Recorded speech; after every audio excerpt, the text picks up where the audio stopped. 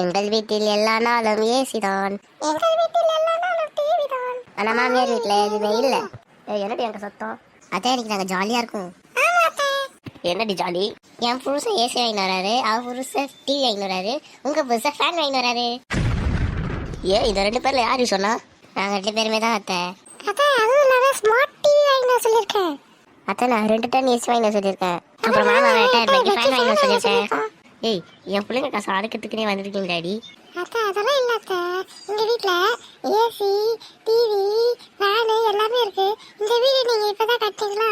எதுவுமே இல்லாம மண்டையை பிச்சுன்னு இருக்கிற மாதிரி இருக்கு அத்தை.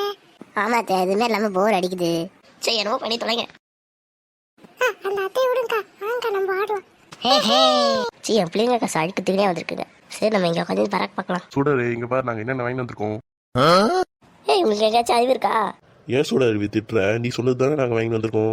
என்னது நான் இதெல்லாம் சொன்னேனா? ஆமா நீ சொல்லி தான் சொன்னாங்க. நான் எப்போ சொன்னேன்? அதுங்க வந்து விளையாட்டு காட்டுதுங்க.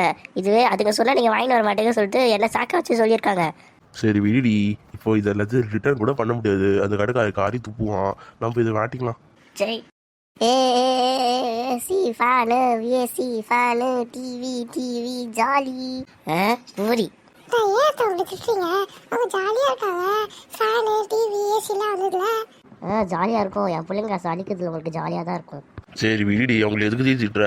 எங்க மாட்டணும் இதை சொல்லு. என் தலை மேலே வந்து மாட்டியா? தலையில ஃபேன் மாட்டத்துக்கு கொக்கியே இல்லடி. சி என்ன பண்ணி தொலைங்க. மாமா அத்தை விடுங்க மாமா.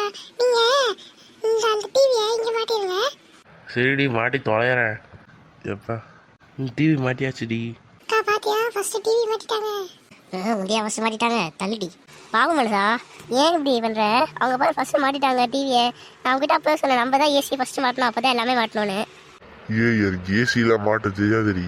பாரு அவங்க மட்டும் டிவி மாட்டிட்டாங்க. ஏசி மாட்ட கூட தெரியாம என்னத்துக்கு தான் வேலைக்கு போயும்? ஏய் நான் மெக்கானிக் ஷாப்லயே வேலை பார்க்கறேன். எனக்கு ஏசி மாட்டதான் தெரியுதுக்கு.